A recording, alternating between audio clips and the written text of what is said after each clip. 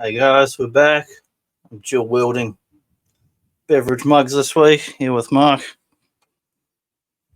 How's it going, guys?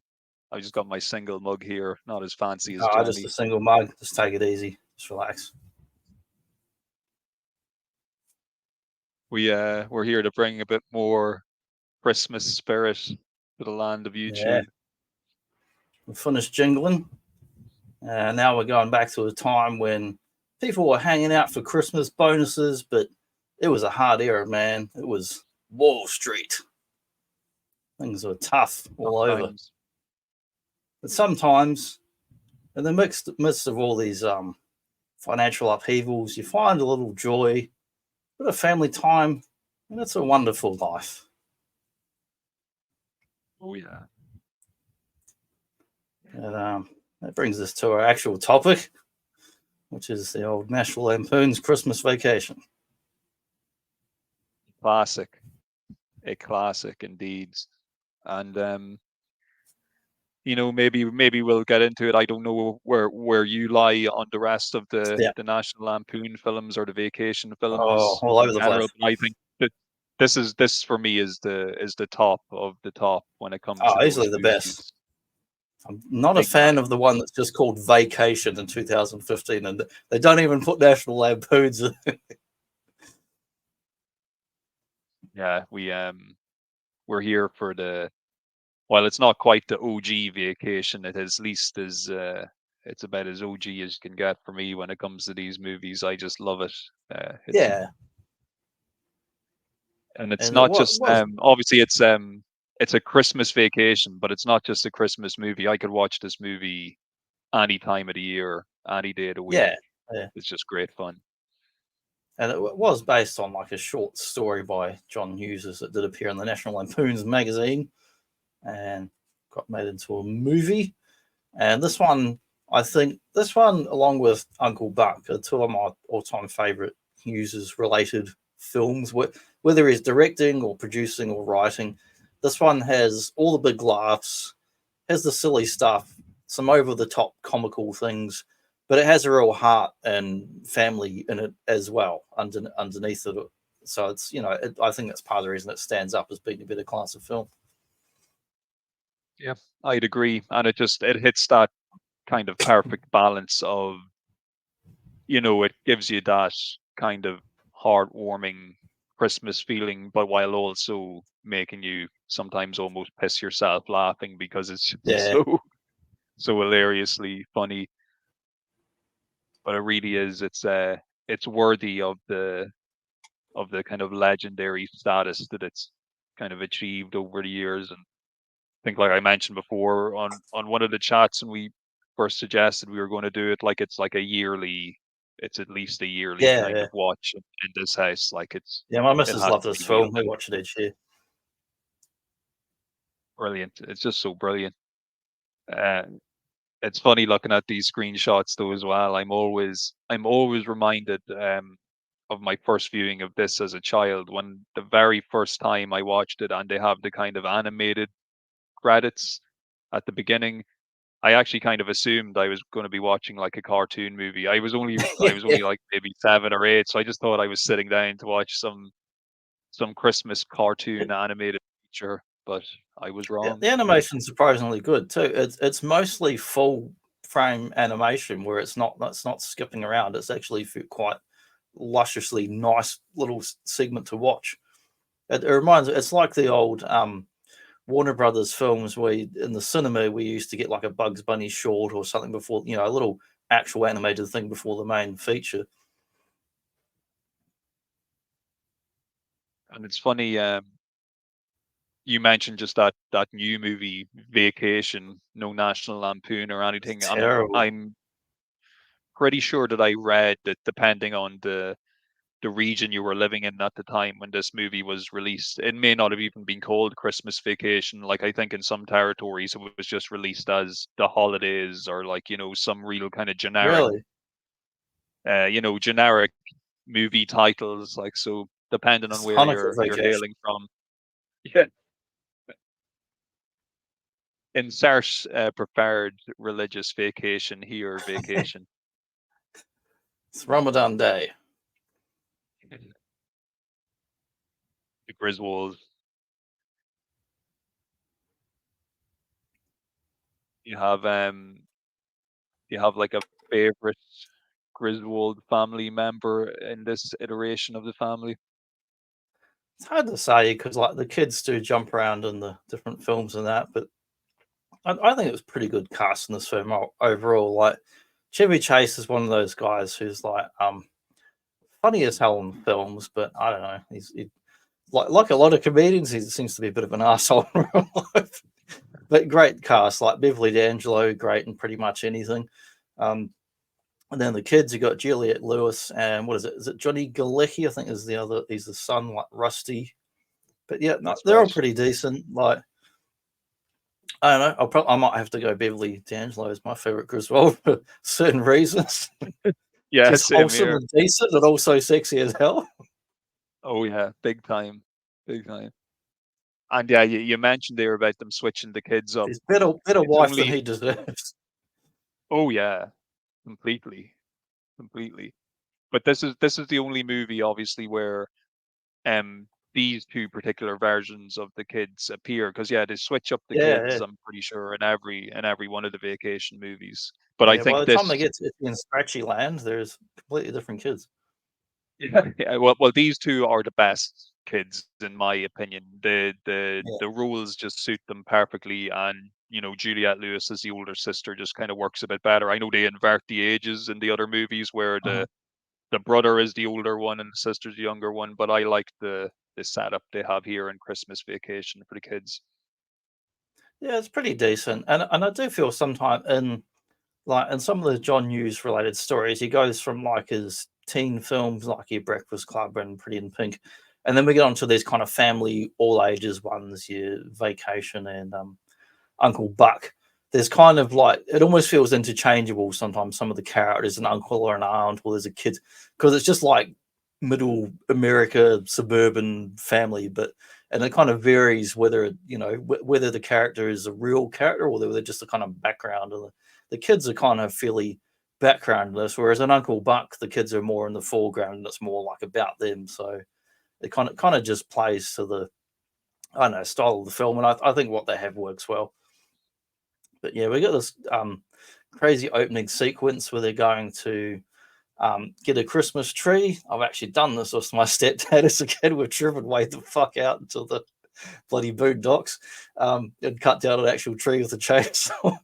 We didn't have snow though, because we get summer here, of course, when it's winter over there in the northern hemisphere.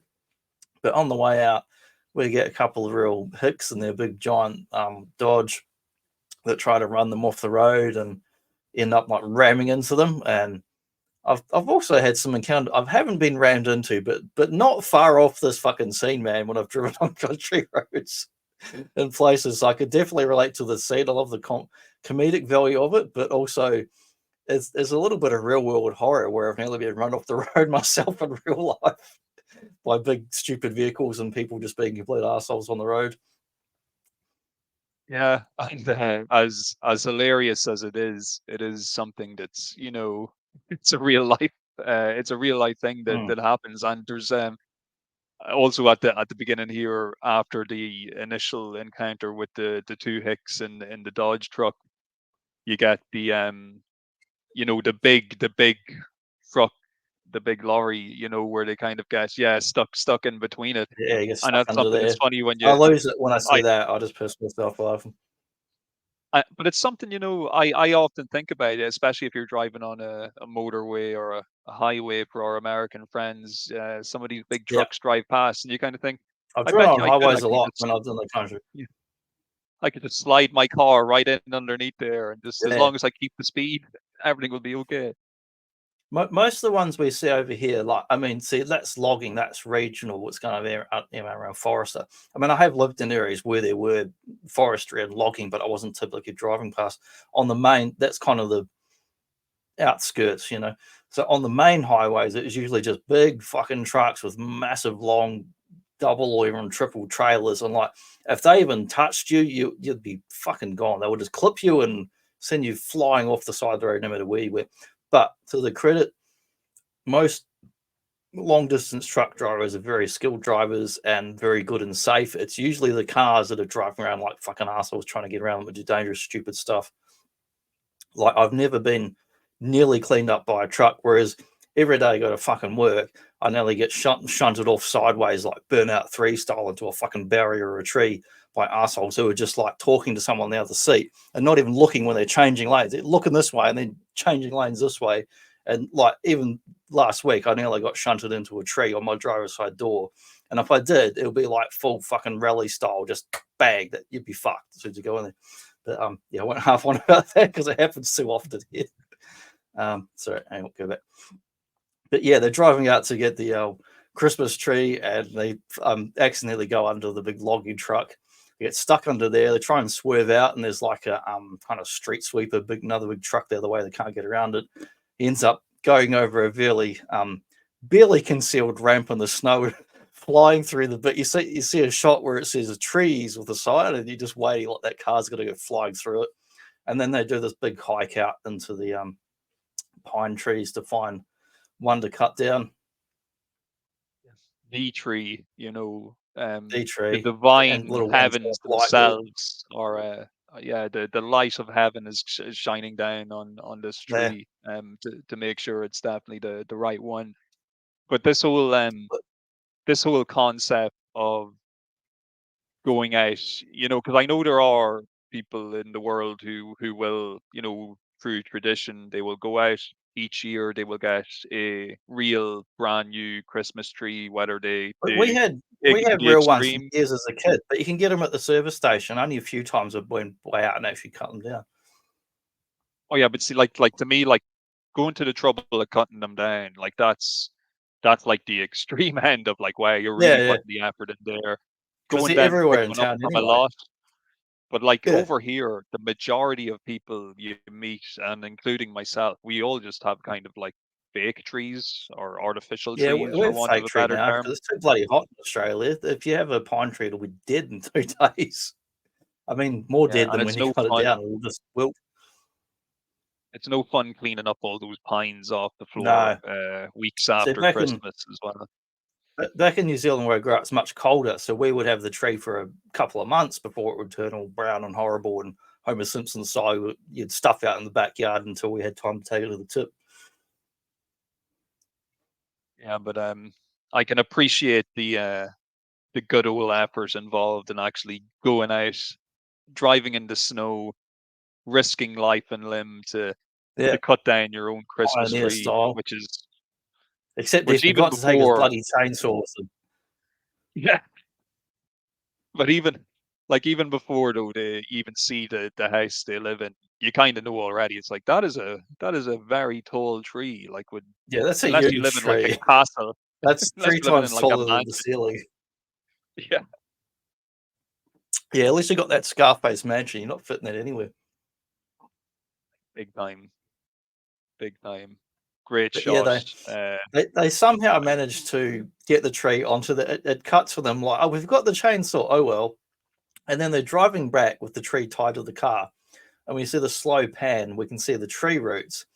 And it's like, okay, they pulled the tree up, but like, okay, if you had like a full drive and snow tires and a big chain, maybe you pulled a tree out, but you've got this fucking like bloody sedan bloody thing with no snow tires and they walked for like a kilometer or more. So how the Yeah. hell did they get that tree up? They never explain it, but you're not supposed to think about it, and it's kind of makes it a little bit No. funny because you're not meant to think about it at all. It just moves on. Yeah.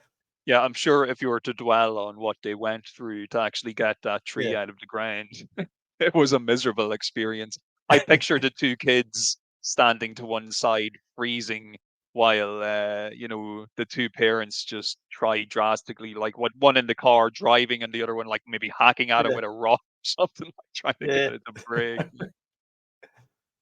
But yeah, they managed to get back to town, and uh, it won't fit into the house, of course. But before they get it in there, Chevy Chase goes and he's got his chainsaw, and for no particular reason, he has a hockey mask on. Others do a homage. It's a double homage because we got Friday the Yes. 13th, part 2 or 3 with Jason, and he does in that other bit wave it up in the air above his head, which is specifically a reference to Texas Chainsaw Massacre and Leatherhead, who does that. He's at the end of the movie, he's like chasing the bloody hippies down the road.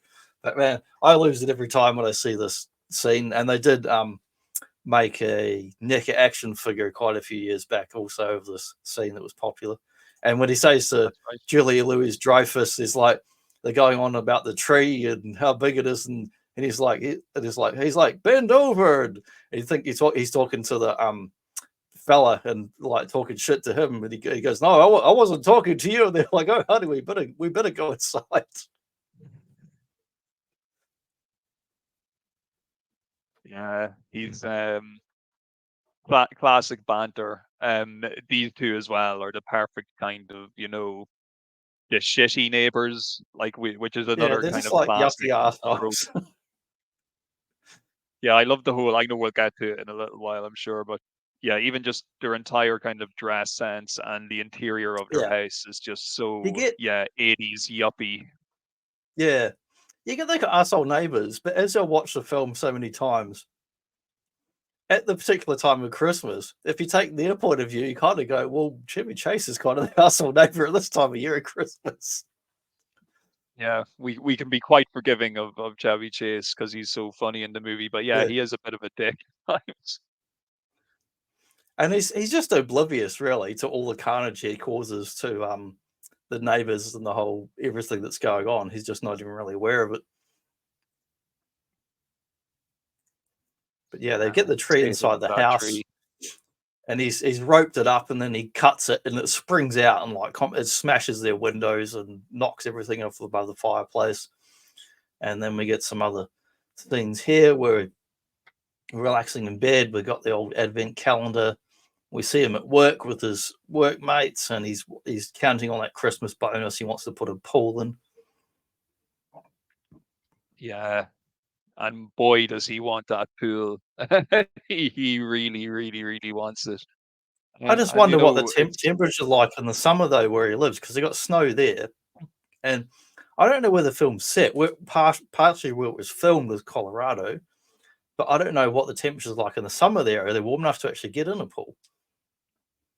I'm guessing he wants a heated pool at the very least, Ah, there you go.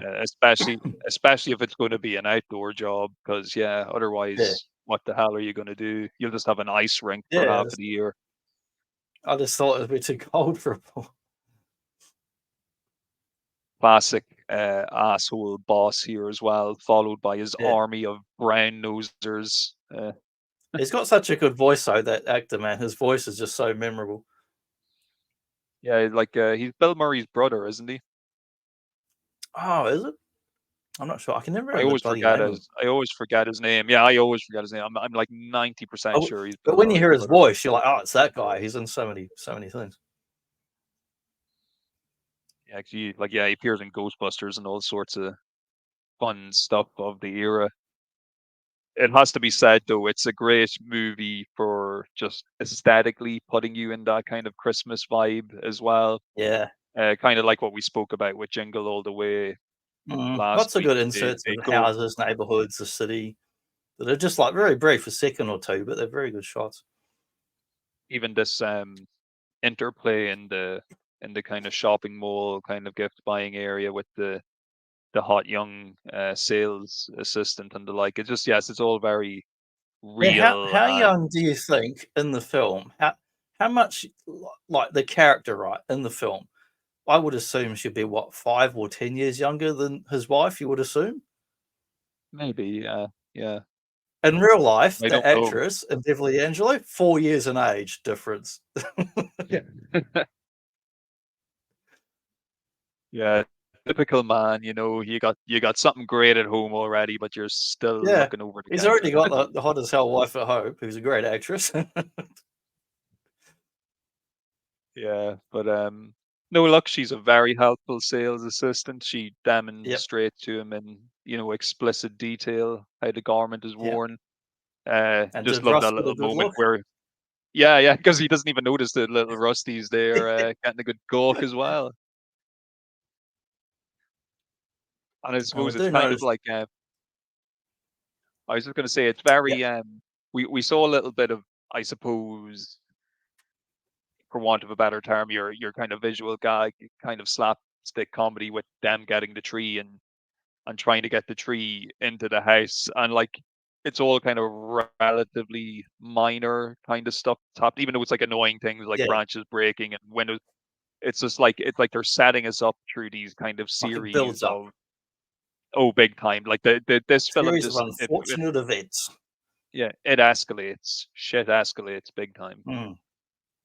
Before we move on to the next slide, we get a nice shot of the old panty liners, and then we get a shot of the exterior of going back to the house. And the kid Rusty's sitting in the old den watching the TV. And you can't see it here, but behind him is a Maurice Sendak where the Wild Things Are poster, which looks quite cool in that scene. A little close up here of the pool, or plans for the pool, for the advertisement at the old I safety wonder, rail. does the Exciting little stuff. it's got like a nuclear symbol. I wonder, is that what does the heating? It's like nuclear powered. I hadn't I hadn't noticed that. Um, yeah, it has. It's got a little. It's like I'm maybe trying it's to an read some instant of the palette. small print to see. I'm trying to read if Yeah, it says it's got something clean engineered with crown, something totally operational. fiberglass and vinyl, like which is normal. I see them all the time going down the highways here on the back of trucks and fiberglass pools. Yeah, I think there's Yeah, I don't know definitely about the some type nuclear of heating. Maybe it's powered by the Ninja Turtles. And it's got the yeah, Taz really mug cool. there.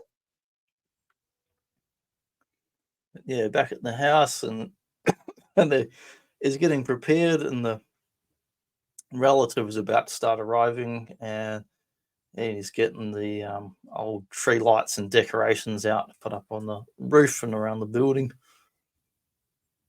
Yeah, and this is like, I have to say, I this is where I get off lightly every year because my wife is often the one that takes care of like decorating the tree and kind of Yeah, doing the decorations.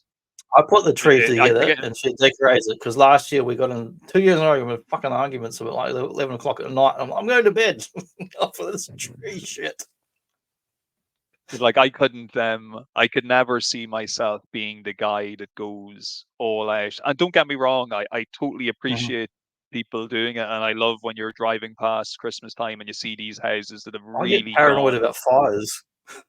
Yeah, I would just be like, I'm working all day. I get home from work. Do I really want to go up on the roof now with a ladder and kind of No, sort through I all go of I go these driving around the individuals? neighborhoods at Christmas. And I look at the people who did do the Tim Taylor over the top stuff just like this. There's always ones that do it and they look awesome. So I go driving around and look at their streets. Yeah, there's no point in me half-assing it. And Yeah, when got to you use can, a yeah, whole you can ass. just drive down. Yeah, you got to use your whole arse, and if not, just drive down the street and look at your neighbor's decorations. And I know like this scene and the whole over the top lights is like such an influence on like Home Improvement and The Simpsons, where we see the same stuff of them like going over the top and then losing it and like kicking and smashing decorators. We're beginning to get the drizzle, or yeah, the slow trickle of family members are going to start Mhm. arriving to the household as well. Yeah, disaster though for the lights. He wanted Rusty to make sure that every bulb was checked, but I don't know if And Rusty there's was really doing 25,000 his. bulbs. Yeah, He's like, did we check each one? Yeah, we did, Dad. it's like how annoying would that be as well, just to go to all of that 25,000. I thought, Jesus Christ. I thought 1,000 or 2,000, 25,000 but what? bulbs, and It's you're going nuts. Like across to on check a them all. ladder Yeah, with a staple gun as well. But no, I just couldn't do it. I could do it, but I'd do it yeah. maybe 1 year and then I'd never do it again. Well, you'd just leave them up there and turn them off till next year. Yeah, if I went through that much trouble to put them up in the first place, I might actually do that. Yeah, Which you but he kind of gets them actually all do. up there. Funnily enough, you do see that around here Yeah, sometimes where the Christmas lights just stay up. They're left off, but then they're just switched yeah, on next year. yeah. They've got some really cool ones up the road here from me, about 2 blocks away at the local council chambers. There's some massive gum trees. There's lights that stay in there all year round because they're big lights and they wrap around the trees, and they just turn them on at Christmas, and you can see them from blocks away because they're on a bit of a slanty hill here. But they look really nice, and sometimes around that time of year, I go for a walk up there, and there's seats, and you can actually sit down and have a look up at them. They look really beautiful. But yeah, in the scene, he staples the lights, but he can't get them to turn on because he thinks the bulb's blown, but it's not. We find out very soon what actually happened. Um, and while he's up there and he's about finished, he's going to come back in. He goes sliding down the roof, Homer Simpson style, on the snow, catches onto the edge of the gutter, and he's hanging by his fingers like Stallone in Cliffhanger. And as he's hanging, the gutter pulls away, and this big sheet of ice goes flying out like a fucking missile all the way out of the gutter across the neighbor's house through their window and smashes into their stereo and their answering phone machine. It makes a hell of a mess and trashes the place. And then when old Elaine Bennis comes home, Julia Louise Dreyfus, she's yelling at her husband Todd, like, it's like, why is the carpet all wet? And how did the steering get smashed? And what happened to the window? As if it's his fault, like he did something. He's just like, I don't know, because it smashed everything, and then it melts into the carpet. There is major legal ramifications going to be coming to the Griswold household after Christmas. Yeah, They do a lot of damage. yeah, they do. Both to their immediate neighbours. I'm sure that the city council would like to know who's been pumping all that what down the drain later on as Yeah, well. down the storm drains. But yeah, But we're yeah, seeing. after So yeah, we got bit of destruction here, and I know I actually kind of you've broadened my mind, or at least given me food for thought now, because I am already, as this conversation progresses, beginning to look at the neighbours now in a different light. I am starting to feel a little they're bit just minding sorry their for business. those Their house guys. keeps getting trashed. Yeah, who does want to see a sheet of ice come through their living room window? Not me. But all the lights he can't get to work. He has his business with the ice flying out, and he tries to get them to work. Can't get them to work, and then one of the other relatives walks out and accidentally flicks a switch somewhere, and it does work for a second, but he doesn't know why, and he stays up all bloody night. Well, not actually, I'm jumping ahead. He gets trapped in the attic first, then he goes back out and straight back into it. Yeah, So he gets trapped in the attic first. Yeah. yeah, and look, I'm just saying, I only watched this a couple of days ago, and I still get mixed up in the order of events, and I watch it every year, so I really have no excuse except for Yeah. my shitty memory. Well, it But does like Uncle Buck, or over several days. It repeats kind of several sequences and stuff that happen, as happens in everyday life. You repeat a lot of behaviors and things you do and routines. I think that Mr. Griswold, his main real, or a lot of his issues kind of stem from, I think, his desire to kind of show everybody what a good job he's doing, and what he's Yeah, aiming yeah. to achieve, because you He wants to be probably like like his just. dad and have a good Christmas. And Exactly, and he makes such a big deal out of the lights turning on, that it couldn't help but be a disappointment when they didn't turn on. Whereas if he had just, I don't know, maybe checked first to see if they switched on or off before dragging Yeah, everybody out into the cold, it might have made a difference. But but yeah, yeah, this they all get cold. attic bit, I could He feel gets for him being smashed in locked the in an face attic. by that fold out stairs. That's a good comedy bit. And then he's up there. I don't quite know why, but he's stashing Christmas presents up in the attic, like so no one sees them. But like, why he's not just wrapping them and putting them under the tree, I don't know. It's a bit odd. But then the stepmom or whoever comes out and it's like, "Where's this cold coming from?" and folds up the stairs, and then he gets trapped up there. And that's another thing. I thought I've never been in one of these American attics.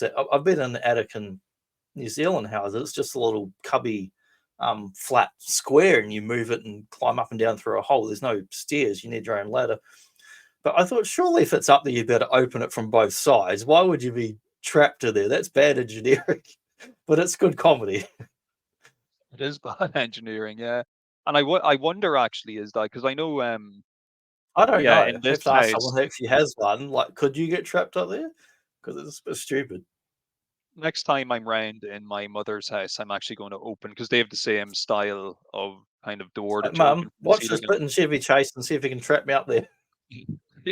I'm just going to go up here, and you're going to close the door, and I'm going to see if I can escape. We're going to make a game Don't out of it, all okay? take off and go shopping without me.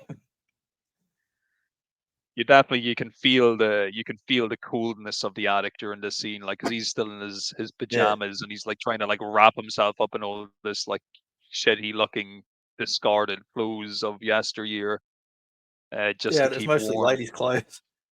Yeah, but he has his moment where as he's actually just to backtrack a tiny bit because you mentioned there about putting the Yeah. presents in the attic instead of wrapping them. I think that is a bit of a classic, maybe dad move because I do know in my house I used to often find The my Christmas presents feeling in of the advance presents. where my father would like stash them kind of at the top of like this really Ah. high wardrobe, but like I just climb up on the dressing table and like peek over and it's like, oh look, a Star Wars micro machine set, cool. No, Mark broke his leg, but he found out what the presents were.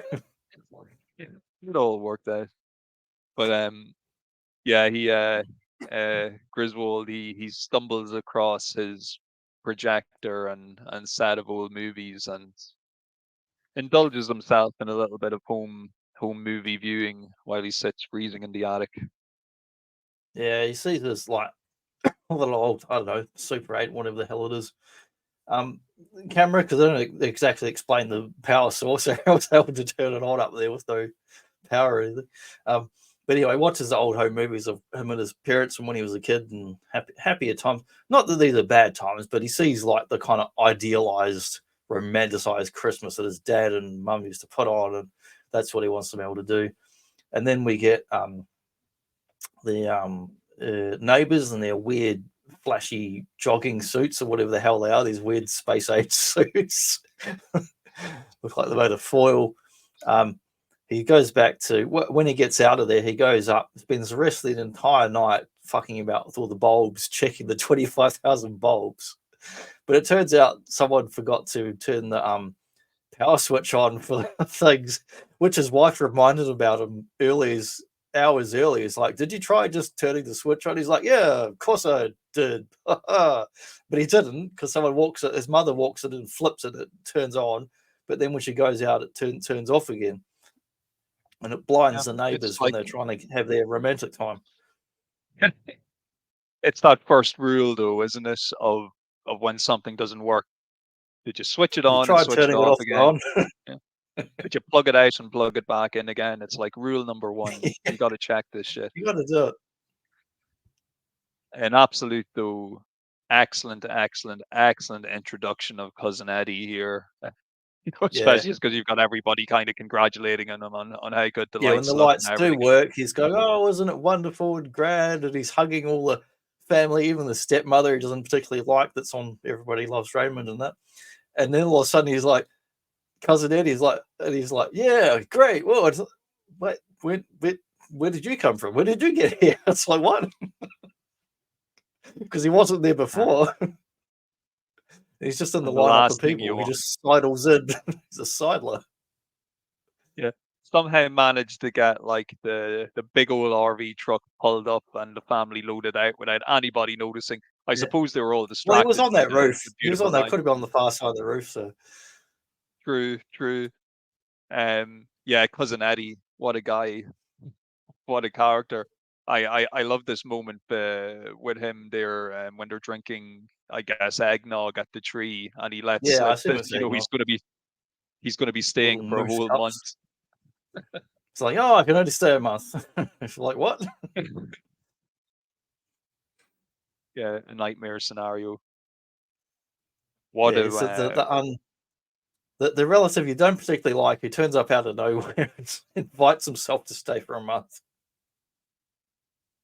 yeah, like it's bad enough to bring all this kind of hardship on yourself by actually inviting people to actually then be Yeah, landed with an entire extra family for a month on top of like what you're already doing. I'm sure it just would drive you Mm. crazy.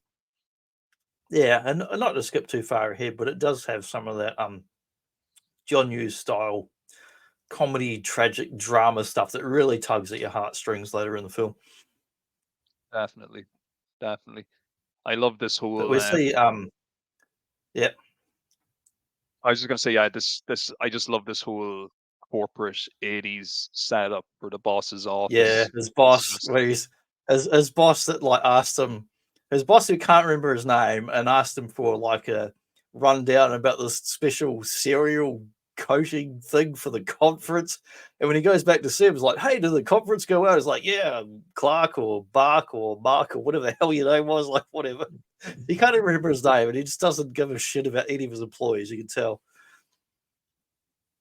yeah, like a lot of big corporate bosses, I'd imagine. Yeah. But You're he's just a very number.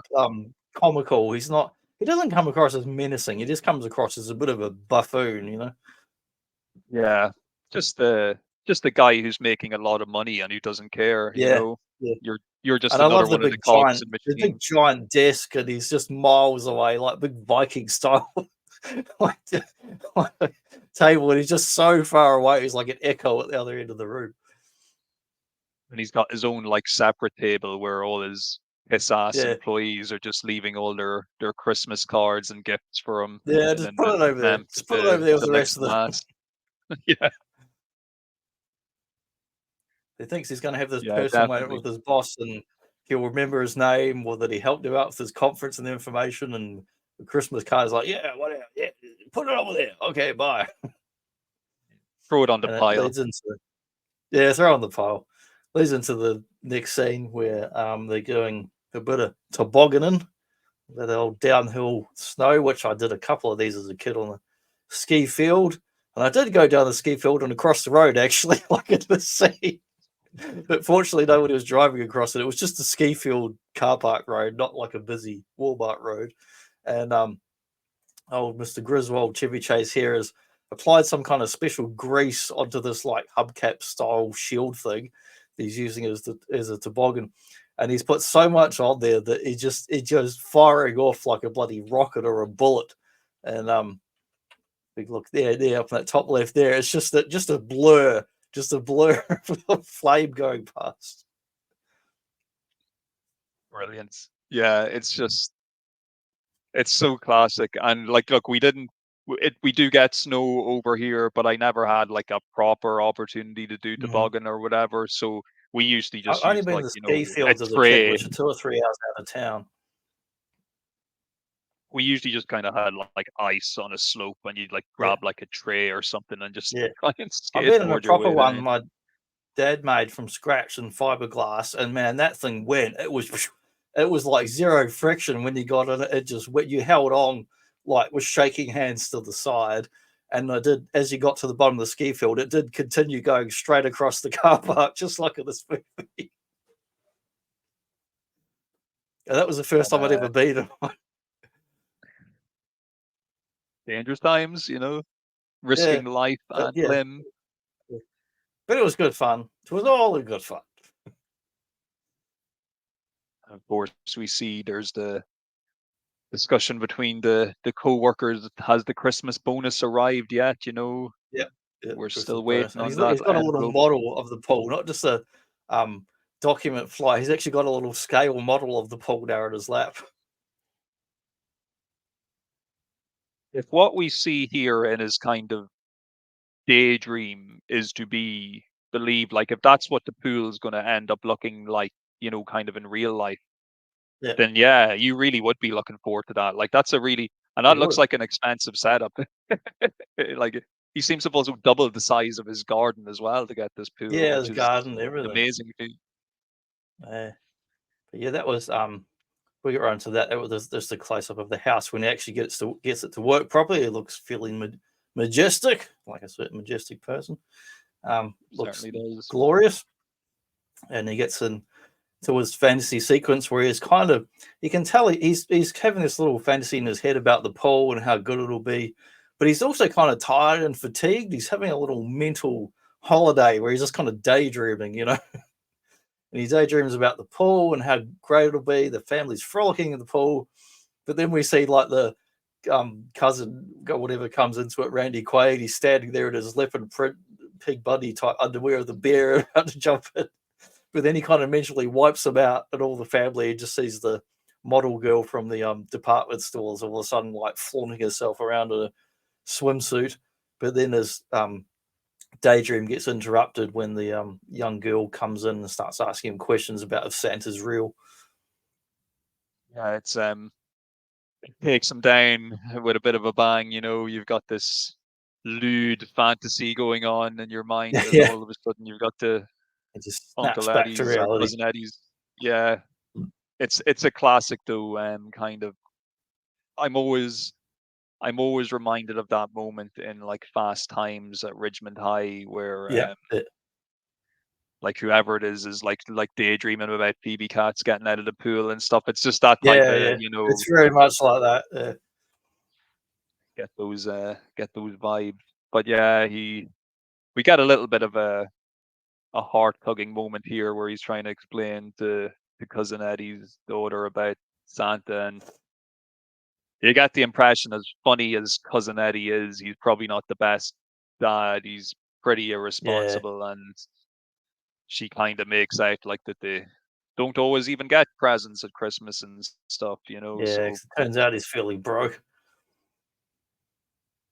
Doc Hard, the guy who's in an RV, like turns up Yeah, for like a month to live off you, is broke. yeah, yeah. And then we see them at Dinner the was full. yeah. The shitter was full and he's emptying out his wretched refuse into the storm drain, which they're not supposed to do. Because it's not a sewer, it's just a storm drain. And they go down to I don't know, the local Walmart or whatever, and he's it says to old Chevy Chase about how he tells him a story first about how the guy a friend loaned him an RV and he loaned his house to some friend or some bullshit, but actually lost his house and he's living in the RV, and he sort of comes clean to him that he's broke and he's living in his RV, and they basically rolled into the town on fumes and he doesn't even have fuel money to leave. So that month might be a bit longer than he said. And he just starts slapping on stuff. Like he's got like 5 million bloody giant 40 kilo bags of dog food he keeps piling up on this cart. And then it leads into Chevy Chase is saying, well, let's at least get some gifts for your kids and all that. And he's like, oh, well, like, you shouldn't. It's like, oh, no, come on, let's get some gifts for your kids. It's not right. It's Christmas. And he's like, well, if you must. And he pulls out this big list of like 1 million gifts he thinks the kids should get. It's like he's just grifting them. At the here we see the memorable arrival of two more relatives. These two are an hilarious pair as well. Great. Like just yes, this toupee moment as well. Uh, Just the visual Yeah, it just gags are, lifts are this whole hat fantastic. and wig just lifts off his head. But yeah, like look at that table, that dinner table. Like that's an awful lot of people to be hosting. It's just such Yeah, a it is. pressurizing kind of environment It's like to about 15 people, is it? voluntarily place yourself. there's probably people listening to me now, like saying, "Jesus, this guy is making such a big deal about having people over to the house for Christmas." But like, look, I'm just that type of person. I like things It's a lot of quiet food, and a lot of smooth. organisation. It's all day to cook meals like that. And you have to remember, like, And you where are they also have to sleeping? entertain everybody.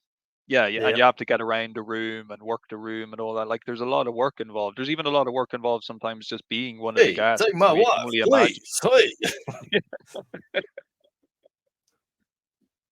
But yeah, so we get this awesome moment of the turkey being carved, and that great line. Well, Just, look, if there's a little sound this effect. It's just turkey, like puff, puff into yeah, nothing. yeah, Like a if dying this wheeze, turkey the death tastes, rattle sound comes out of the turkey. because it does look good. It does look really good. And Uh, he even says, look, if the turkey tastes half as good as it looks, it's going to be delicious. And yeah, just that kind of it's just but yeah, a little he spoonful of cuts smoke. into it, and it's completely hollow, like it's all dried out. And there's a little special effect where a cloud of dust actually just puffs up out of it to drive home, and it's Brilliant. completely dry. There's nothing left of it. And one of the family Just members cries, dropping is like like, "I'm flag. sorry, we should have took it out sooner." Yeah, you left it in too long. You put it in too early, and you left it in too long. So yeah, total disappointment on that side of things. But then again, you probably should have taken some ownership in preparing the food yourself rather than get like Yep. cousin Eddie's missus to handle things. Like, you're And asking for turkey is a trouble. bastard of a food to cook in the first place. It's a massive, massive size. You cook it for hours, and it would be easy to muck it up. Of course, this whole time the contents of cousin Eddie's family shitter is radioactively, churning beneath the house, beneath the street. It's just Mikey and Raphael are down there. That's how much this is glowing. And the poor bloody cat got wrapped up from the senile grandmother who'd come over, and she's wrapped up old. Apparently they're quite poor as well, and they've wrapped up random stuff around the house and brought it over, including their cat. And they brought some Jello over, which was also wrapped up in a box that they had to unwrap and put on the table. And the Jello is full of cat biscuits. It's mine. And then So the dog gross. gets under the table eating bits of stuff, and then he's got into the trash can and made a big mess. And then the poor bloody cat starts chewing on the Christmas lights and gets electrocuted. Yeah, poor cat gets fried like proper cartoon style. You're now just Yeah, like a smoldering I'm kind glad of it was a shadow on the cartoon floor. because I can't stand violence to animals, and we're both people with Yes. cats that have families, and I'm like, I don't like to watch any kind of animal violence, especially in older films where I know it's a real animal or not a computer thing. But here it's so cartoonish and over the top, it doesn't bother me. Yeah. I would be, even if it wasn't illegal, I'd be highly doubtful if they went to the trouble of like flash frying a real cat just to get that effect. So yeah, It just no, evaporated like the no animal turkey. cruelty. Yeah, it must have Yeah, been a we get the serious amount of voltage running through that Christmas tree. oh yeah, and then we get the uncle in the corner who's lighting up one of several cigars that lead to disaster in this film right in front of the Christmas tree. And then as soon as he does that, this gigantic fireball goes off in the background. And I just love the fact that he's totally oblivious to the whole thing. He's still just there There's no idea. poking away on the They're definitely hard of cigar. He's hearing, like, a bit "Why? senile. Why?" No. And then when Chevy Chase goes over, first he's annoyed the tree's burnt. Then he looks at the uncle and it turns around, his whole back is still on fire, and he throws them on the ground and smothers them to put out the flames. Yeah, classic. Just And then we classic. get the mailman turns up a day late and says, "Oh, I found this piece of mail that fell down the seat. It was supposed to be here yesterday. Here it is." And he's convinced it's the Christmas bonus that he's gotten every year for several years, but hasn't turned up this year. Well, I suppose in a way, it is the Christmas bonus, just not the type of Christmas bonus he got all the It's other not the years. one you Because want. because he was expecting a Christmas bonus of actual money, Money. but what he Yeah. gets is a Christmas bonus that is a year-long membership to the Jelly of the Month Club. Of Well, course, why the fuck would cousin you Eddie. want that? I just love cousin Eddie's initial reactions, like, "Oh, that's great. That's the gift that keeps on giving." I It's just like it couldn't cannot. be like food or beer or something. Yeah, it just sounds like so shit. Like, it sounds like the worst. Like, even if you Yeah, enjoyed that, like, like a year's a membership to year's the worth. Jello of the Month Club? It's just like, whoa, yeah, not for me. But of course, we do get an excellent tirade of just Venom being like he It cuts just a loses promo the on his plot there. boss. Yeah, he really and he does he does kind of utter or insinuate heavily this his Christmas wish would be for his boss to be put before him so he could lambast him verbally Yeah, he says it out loud, for all the shitty behavior. And of course, we and the do family's see horrified. cousin Eddie in the background, though he seems to be thinking about doing something there. He's He's definitely cogitating. acknowledging. Mm. But yeah, then of course the neighbors once again about to have a nice evening ruins from just Yeah, they're minding just their trying own to business. relax, and they're going on about Christmas trees and stuff. And when Clark goes out, and because their tree's been burnt up by the uncle, he goes outside, gets his chainsaw, cuts down another tree that's in the street. I don't know. I guess it's growing there, but he cuts down another tree and whatever it is and brings it inside. But excuse me, before that happens, as he cuts it down, it smashes into the neighbor's window. So they're just trying to relax and have dinner. They should have done a sequel to this movie and just called it like National Lampoon's Legal Battles. Legal The- ramifications. yeah, legal ramifications. Because yeah, you'd have so much ground there to sue Yeah, them, these neighbors from hell. And look, for I sure. guess like going back to what we were saying, if it wasn't for the fact that these two are portrayed as such kind of yuppie twats, you would feel sorry for them. But the fact that Yeah, they're kind of unlikable people just makes it easier for you to laugh at the fact that they're being totally terrorized it here. does. And I like that this character here, like Julie Louis Dreyfus, that whole hair and her look and her outfits carry over all the way to Seinfeld of the era of the look and the fashions. Also, she's fairly arrogant, just like Elaine. So she kind of is Elaine very much in this scene as well. Yeah, we've definitely got the Like seeds being maybe this sown is for why that Elaine character. is like a serial dater like Jerry and not married or with someone long term, because this is what happened in her past. Yeah, she's trying to forget and she's Neighbors from trying to move hell. on about what happened. Yeah. Yeah, destroyed her marriage, destroyed her home. Get out of the suburbs, go to the city, because otherwise this is what will happen. Christmas is now the most traumatizing time of year for her, Yeah. and it's made her the woman she is in Seinfeld. But yeah, he really loses the plot here where he grabs his he gets it, brings that tree in, but then he also goes and cuts off the square of the banister. I don't know why. I think it annoys him, or maybe he walks into the night or something, but he doesn't like it. He wants to modify it. He just cuts it clean off.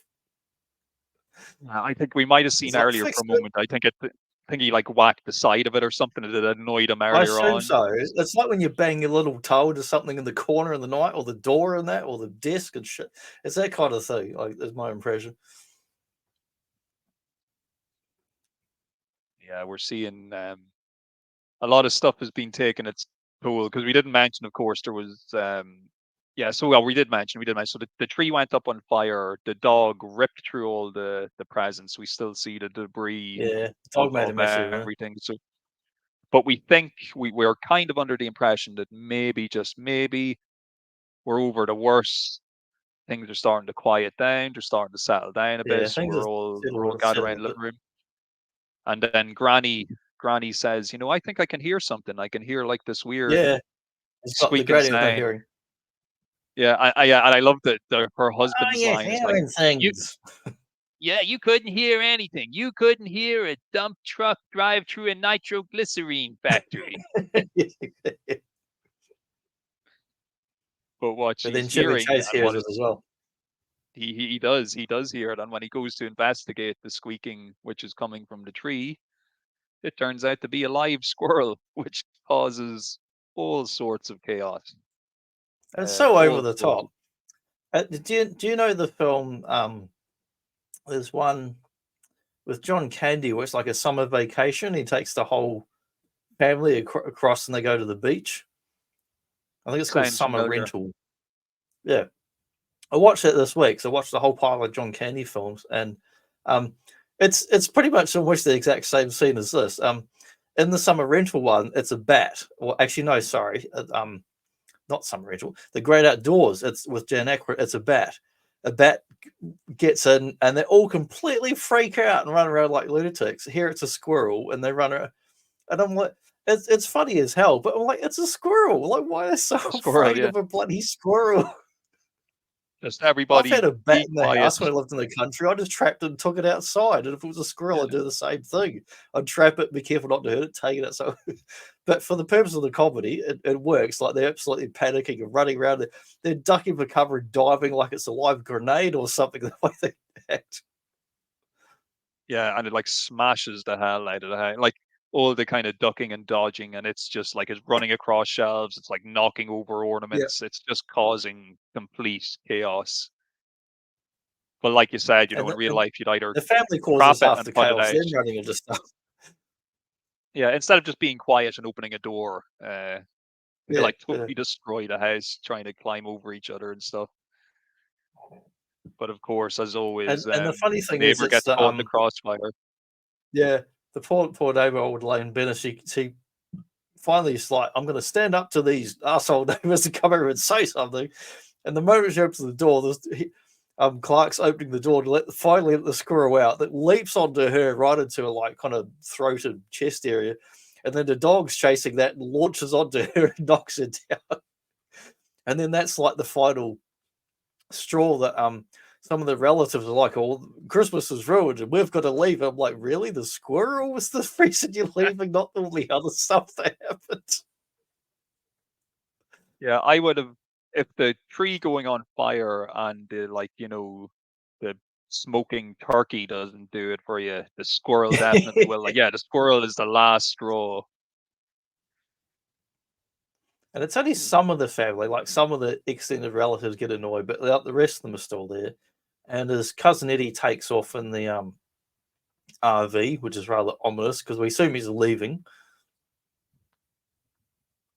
But he is leaving, but not to do what we think he's going to do. And not for very long.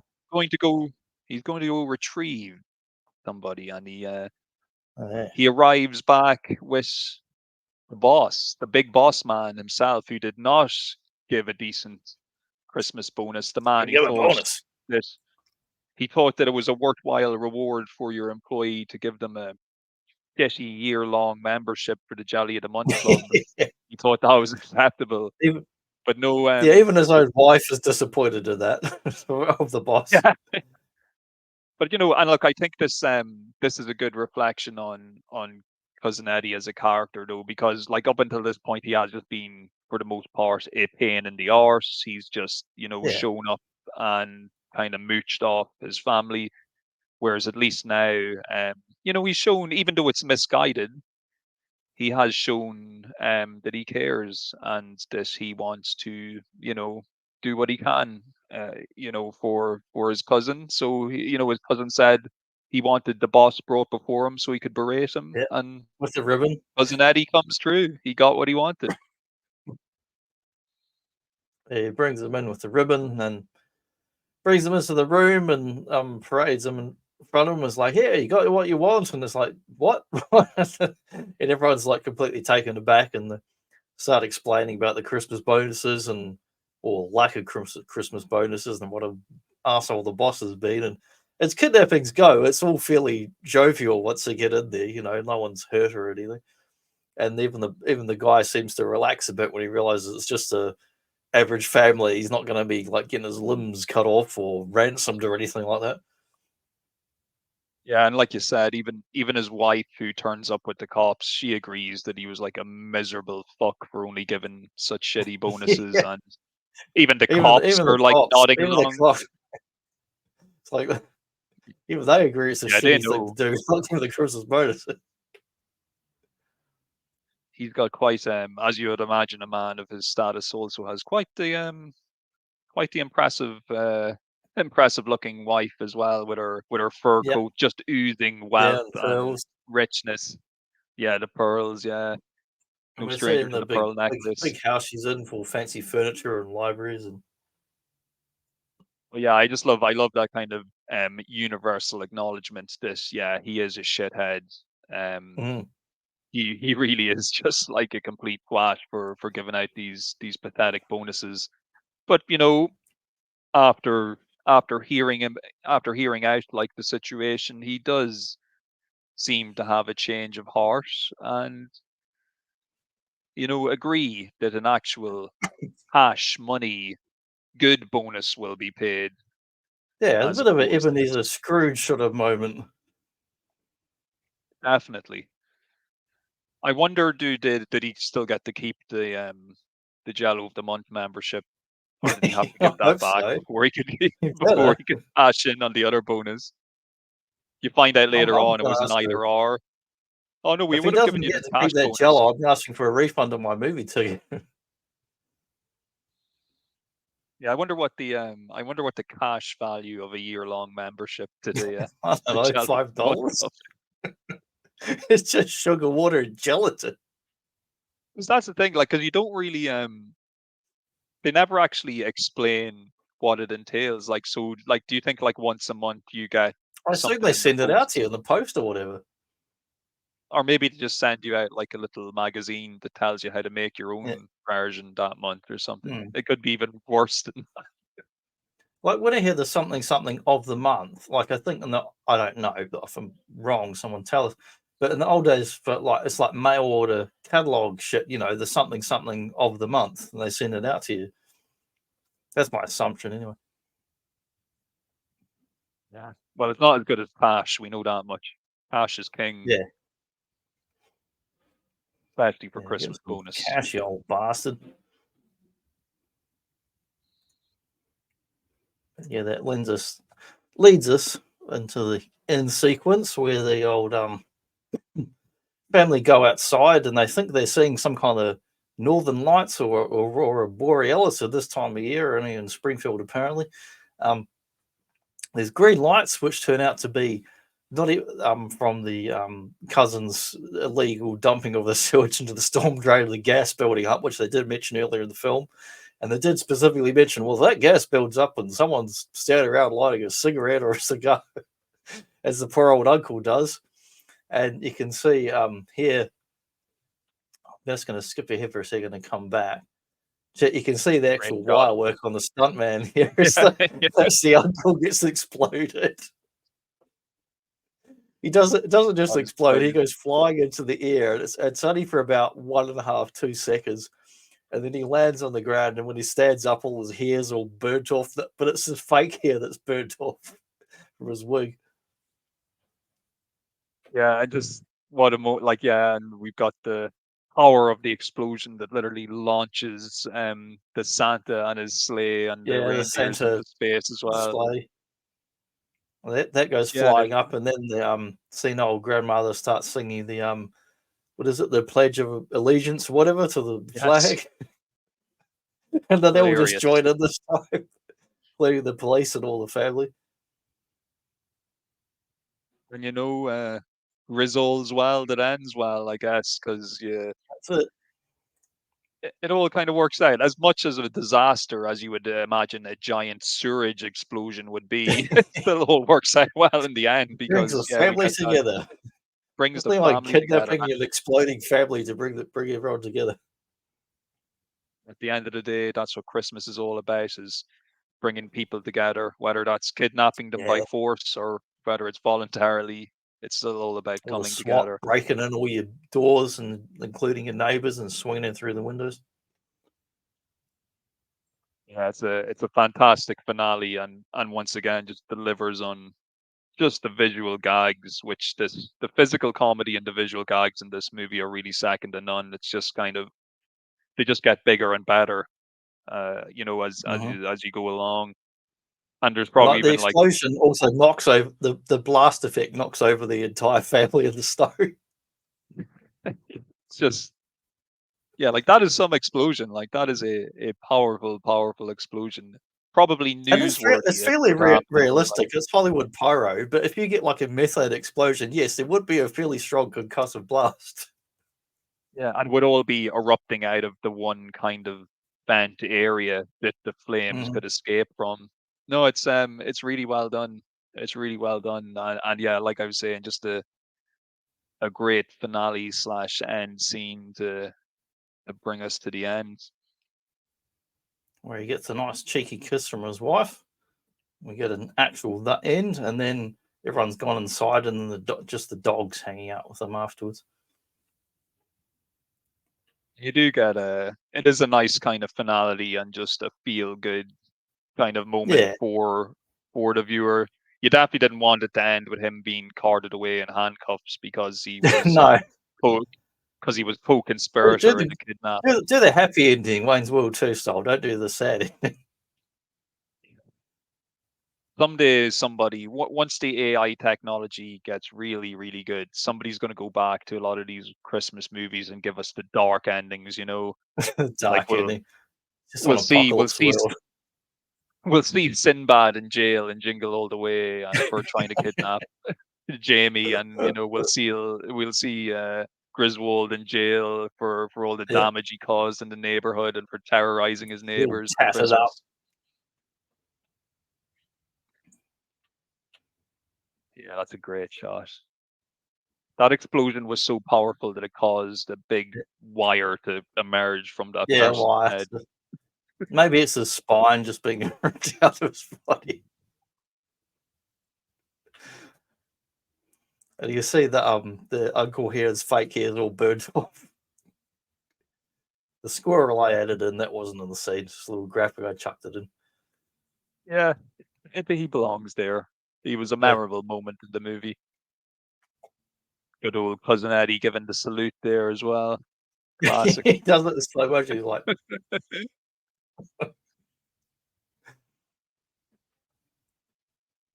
Brilliant, brilliant. But it's not the end of the Christmas vacation, as I only it's second not. found out, What? like What are during you the talking week. about? There's a straight to TV sequel to this movie, and it's even Starring called Larry the Cable Guy, apparently. yeah. Well, the full title of the movie is National Lampoon's Christmas Vacation to Cousin Eddie's Island Adventure. Island Stage. Now, if that was Like actually Randy that's Quaid, some that would title. might be something, but it's not Randy Quaid. Yeah, it's not even Randy Quaid. Well, there you go. That's even less of a reason for me to ever watch it. Not that I was going to watch it anyway, because it just sounded like a total Well, cash grab. at least they got the National Lampoon's name, unlike the Vacation movie in 2015 was just called Vacation. Yeah, I wonder, did they for that movie, did they just drop the National Lampoon thing because it had been so long since that had been in I people's assume kind so. of consciousness? Yeah, well, it was 'Cause I know if 70s thing. People don't remember there was an yeah, actual print magazine. exactly. And like, to be Nobody reads honest, I anything probably on wouldn't paper even anymore. yeah, and I wouldn't even really understand fully what it was if it wasn't for growing up watching these movies and then finding out later on what National Lampoon actually Yeah, meant and actually what it was. like, I've probably seen maybe 2 times ever an actual National Lampoon's magazine, and that because I used to go to, like, the comic shop and another bookstore that had, like, Mad, Cracked, and some National Lampoon, but I didn't own any of them. I just remember seeing it as a thing, but I wasn't aware of its relationship to, like, being like a kind of Playboy style magazine that had like articles and short stories and things that got that had the short story that was later adapted into this movie. Yeah, that's right, because this was based on like what was like a 3-page long short that had been in the Mm, magazine way back. And I yeah, think I was too I busy think that reading one Argosy and fighting bears to be reading these stories, Mark, like a real man. yeah, yeah. I was too No, I busy wasn't. like I never read reading Argosy in my Spider-Man. life. I was busy reading Spider-Man go whip whip. That's what I was reading at the time. Yeah. But yeah, all those old like 50s through 70s magazines, man, like from the pulp era up to the one age, there were so many different magazines and like men's lifestyle magazines and weird like science fiction stuff and lifestyle stuff. There was all kinds of weird shit back then that had really awesome cover art and were usually fairly light on what content they actually had in there. The best thing about them was usually the covers. Yeah. And that is a bygone era because the magazine Yeah. trade is mostly dead in the water. Oh And yeah. I used to these get days, Empire Film Magazine, the Aussie version of it, long running UK magazine. I was reading that like every month for I want to say over 10 years, and then it just stopped a couple of years ago. They're just like, sorry, I had the subscription, and it's like, sorry, there's no more. Bye. It's like, what? it's over. So it's done. Well, I can't read them on the can anymore about the new previews and trailers, and because I don't watch video trailers, but if they tell me about it in print form, I'll okay, this is coming from this director and so, and not just stopped. Just overnight, it was gone. Yeah. I used to buy Empire magazine religiously myself and I glance only through had two. I reviews. got Empire and Film Inc., which was a local Aussie one. And then I I think had two it was video game ones. I had Games TM and Retro Gamer for about 10 years. So I had 4 monthly magazines for like a decade. I was reading all the time. And, you know, a lot of them just went away. yeah. Internet killed the magazine star. Yeah, video killed the radio star. I did manage to pile up a whole bunch of my old retro game magazines, which were 20 fucking Australian dollars an issue back in the day. And I had about between 30 and 50 issues. And I basically gave them away, but I gave them away to someone who's a real collector of vintage video game consoles and has a really cool display room. And when I sent them off to him, he came and picked them up and he sent me some photos showing here's what they are. So someone gets to enjoy them who actually appreciates them. Went to a good home. Yeah, I was happy with that. Beats being a doorstop around here. Yeah. And you know, that's what good homes is what we're all about, folks, you know, and we hope this for your Christmas this It's year old and household. every year. Yeah, we don't want you to have to endure the same trials and tribulations as the Griswold family. We don't want your Christmas tree to catch fire or a squirrel to attack your relatives, or we don't want your cousin showing up and like pumping your street full of his feces and stuff. You know, No thanks. we just want you to have a nice, happy Christmas, and you know, whether you're into toys or whatnot, if you just like the family thing, if you just like keeping a quiet You just like day, or squirrels. yeah, just you know, just celebrate it in as safe a possible way as you can, and just don't smoke cigars near any methane outlets. You should be okay, Definitely hopefully. not. It's a risk, but you know, you got to play that hand sometimes. But yeah, that's the end of today's show. So I'll say goodbye from me, folks. See you later, folks. Merry Christmas. Merry Christmas.